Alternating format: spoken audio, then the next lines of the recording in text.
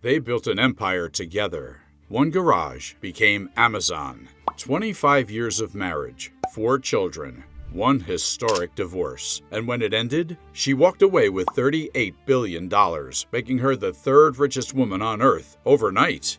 But here's the twist. She didn't keep it. This is the $40 billion breakup that shocked the world and changed philanthropy forever. Jeff Bezos and Mackenzie Scott didn't just build a marriage. They engineered one of the most lucrative partnerships in human history. But here's what they didn't start with: trust funds, connection, even a concrete business idea. They started with an office wall. Mackenzie was 22, an assistant. Jeff was 28, a vice president. He was calculating market probabilities. She was editing legal memos. Their offices were side by side. And from day one, she heard it, that unmistakable Bezos laugh. Sharp, wild, contagious. "I heard that laugh all day," Mackenzie once said. "How could you not fall in love with it?" That laugh would one day echo across fulfillment centers on 6 continents. But first, it won her heart. 3 months later, they were engaged. 1 year later, married. But here's the kicker. They didn't just merge hearts, they merged ambition. In 1994, Jeff had a wild idea. What if he could sell books on the internet? It sounds obvious now. Back then, it sounded insane. Jeff called it Cadabra. Mackenzie thought it sounded like cadaver, but they changed it to Amazon the next week. Together, they packed up a car. Mackenzie drove and headed west. Destination, Seattle. No venture capital, no assistance, just a laptop, a roadmap, and a beat-up Honda. The world's 3rd richest man once built his empire in the passenger seat. That same year, they rented a small home with a garage, which would become Amazon's first headquarters. Jeff focused on code. Mackenzie building everything else. She handled the hiring, managed the early accounting, even negotiated their first delivery contracts from a Barnes & Noble cafe. She wasn't in the background. She was the infrastructure. And Amazon wasn't a name yet. It was a gamble. They were betting everything. One early investor, Tom Alberg, later said, "Mackenzie was in every meeting. She was quiet, but every time she spoke, Jeff listened." By 1996, Amazon was up and running, but something changed. Mackenzie stepped back. She wanted to raise their children, 4 in total, and return to her first love, writing. She would go on to publish award-winning novels in 2006 and 2013, while Jeff's empire kept expanding from books to everything. But don't mistake her retreat for detachment. The fortune grew with her name on it, and behind the scenes, she remained one of Amazon's largest shareholders, silently watching as her 4% stake ballooned into tens of billions.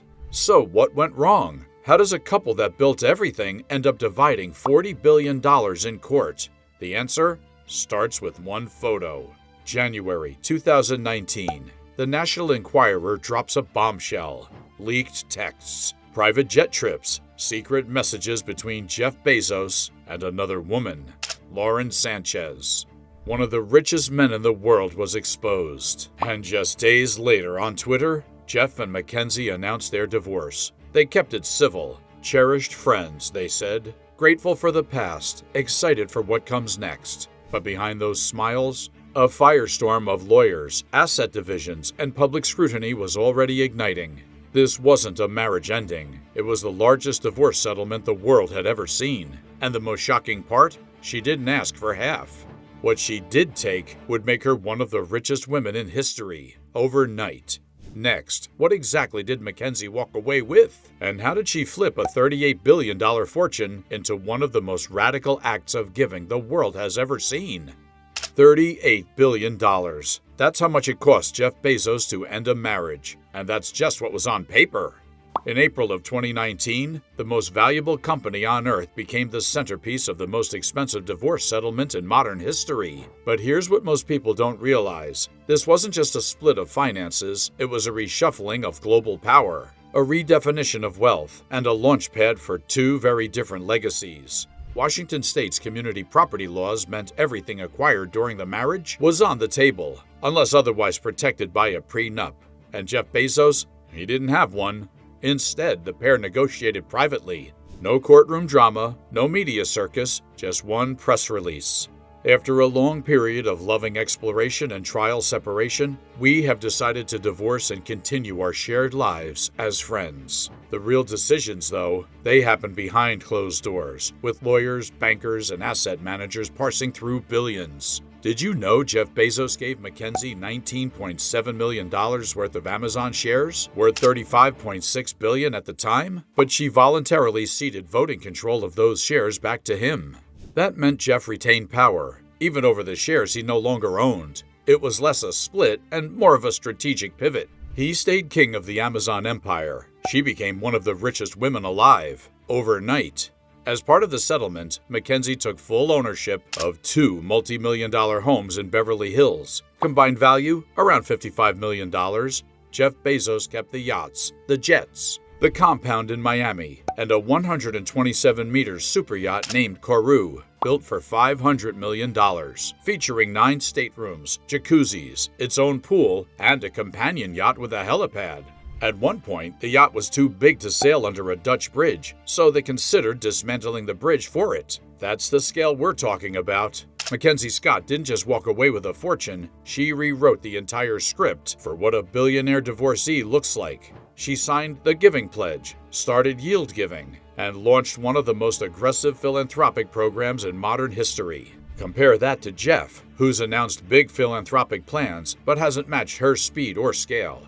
So here's the twist. What looked like a $40 billion loss might have actually set the stage for something far more powerful. Because when Jeff moved onto yachts and space programs, Mackenzie Scott quietly became one of the most influential philanthropists in the world.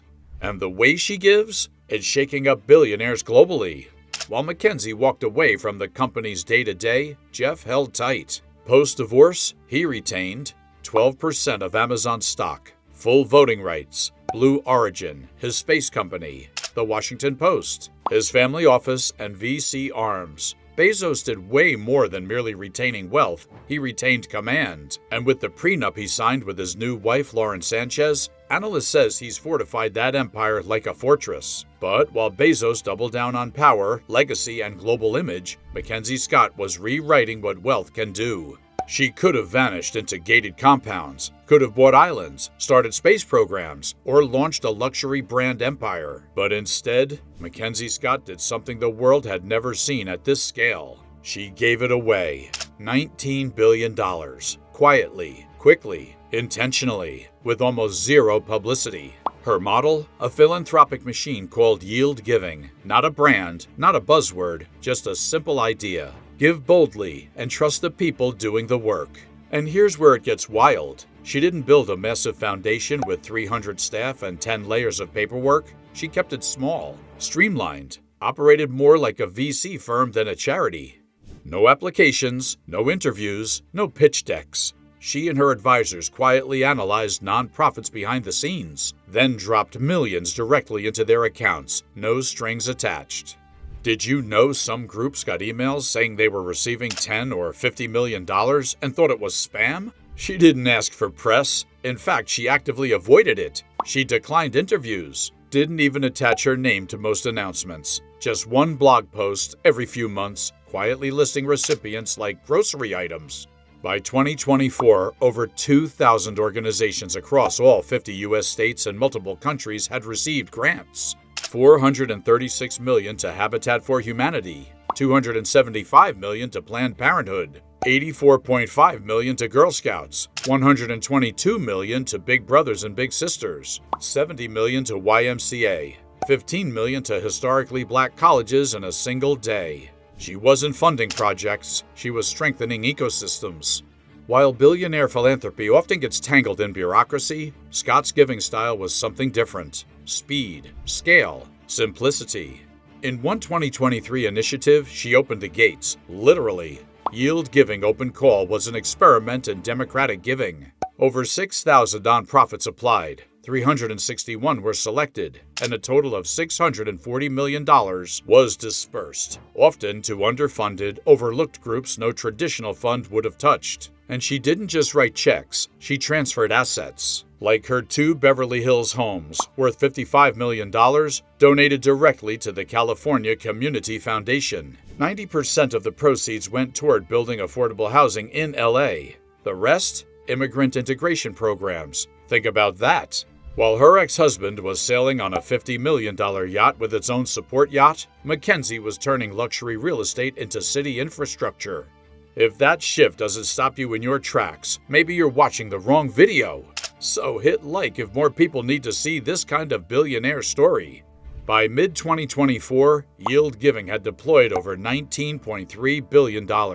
That's more than the annual budgets of entire nations. And according to a 3-year study by the Center for Effective Philanthropy, 90% of recipients reported major leaps in impact, hiring, expansion, and financial stability. She's not creating buildings with her name on them, she's building resilience. And maybe that's the most radical part of her story.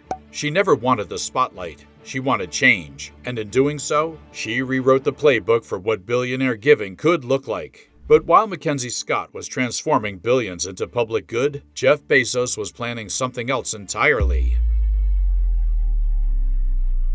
Let's start with Mackenzie. In 2021, she quietly married Dan Jewett, a Seattle high school science teacher. No headlines, no yacht, no Vanity Fair spread. Just a joint giving pledge post that read, "In a stroke of happy coincidence, I am married to one of the most generous and kind people I know." But in January of 2023, that low-profile marriage ended. No public drama, no statement, just erased. Since then, she's remained single and focused. While Mackenzie was moving billions into schools, shelters, and social equity, Jeff was moving in a different direction. Meet Kourou, the world's largest sailing yacht. 127 meters, over $500 million to build. 9 staterooms, a full gym, a pool deck, spa, staff of 40, and oh, don't forget the support yacht that follows behind. Because when your super yacht needs a backup super yacht, you're not just rich, you're operating on a different planetary orbit. But this wasn't just a billionaire's toy, it was a stage. By 2025, Venice, Italy.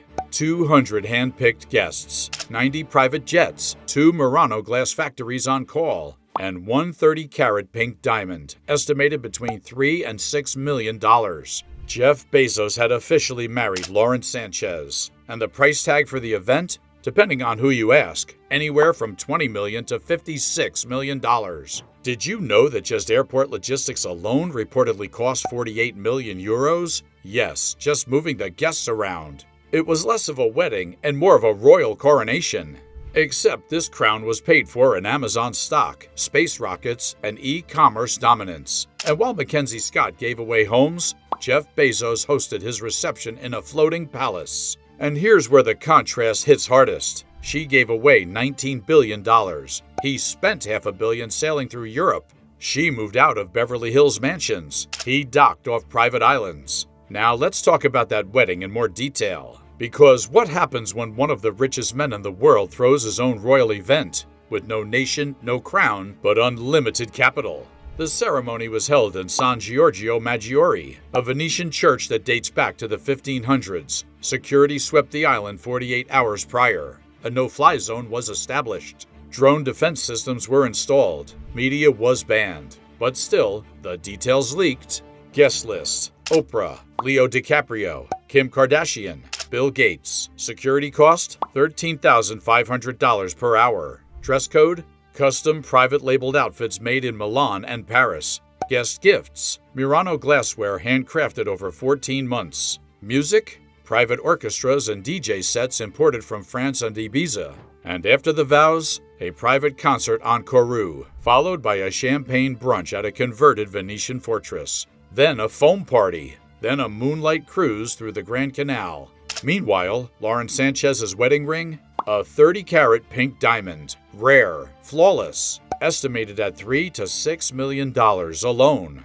And if you think that was just an extravagant weekend, wait till you hear about the honeymoon. They stayed at one of the most exclusive Four Seasons properties in Europe, where suites run $8,000 a night, and the guest list includes royalty and Oscar winners. Then, back aboard Kourou, drifting through the Mediterranean.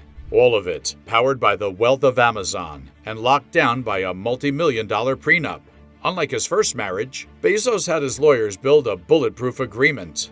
Full asset disclosures, confidential clauses, social media restrictions, inheritance pathways, intellectual property protection. This was no marriage, this was a merger. And with over $180 billion in assets to protect, Jeff Bezos wasn't taking any chances. While Lauren took on her new role as billionaire spouse and media figure, Jeff continued his empire expansion, Blue Origin launches, space tourism PR, and Amazon stock strategy. But through it all, one question still hangs. Who really won the divorce? Was it the woman who gave away half her fortune and walked away? Or the man who held on to the yacht, the headlines, the empire? Because now, it's time to look at what no one talks about. He was worth $137 billion. She got $38 billion. She gave half of it away. He spent millions sailing to his wedding. She avoided the cameras. He invited Oprah. She wrote checks in silence. He threw a party the whole world watched. But only one of them changed the world.